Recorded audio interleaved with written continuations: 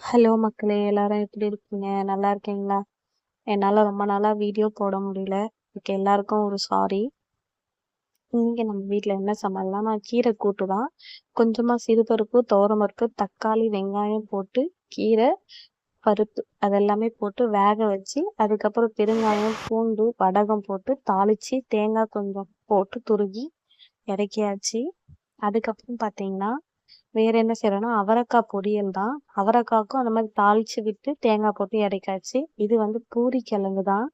பூரிக்கு தான் நம்ம உருளைக்கிழங்கு வேக வச்சிருக்கோம்.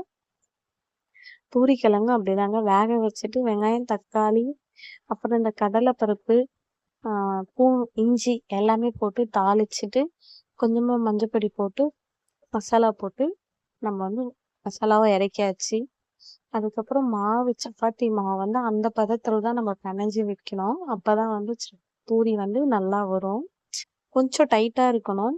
லூஸா இருந்துச்சுன்னா நமக்கு பூரி வந்து பஃப்னு வராது. அதனால நம்ம இப்படிதான் செய்யணும்.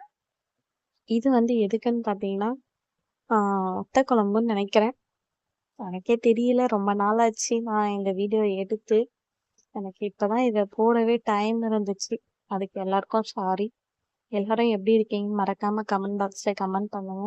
சாரி, அது வத்த குழம்பு இல்ல, முட்டை குழம்பு. சரி, ஏன்னா என்னால ஃபுல்லா வீடியோ எடுக்க முடியல. சின்ன சின்ன கிளிப்பா தான் எடுத்திருக்கேன். அதுக்கப்புறம் வந்து முட்டை உடைச்சு ஊத்தி குழம்பு வச்சாச்சு. அதுக்கப்புறம் உருளைக்கிழங்கு மசாலாவும் அந்த சைடுல வந்து கொதிச்சிட்டு இருக்கு. அப்புறங்க கீரை கூட்டு, அவரைக்காய் பொரியல், அதுக்கப்புறம் முட்டை குழம்பு,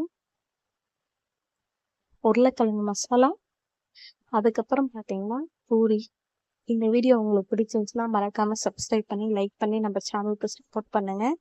இந்த மாதிரி இதுக்கப்புறம் வீடியோ உங்களுக்கு கண்டினியூஸா வரும். பாய்.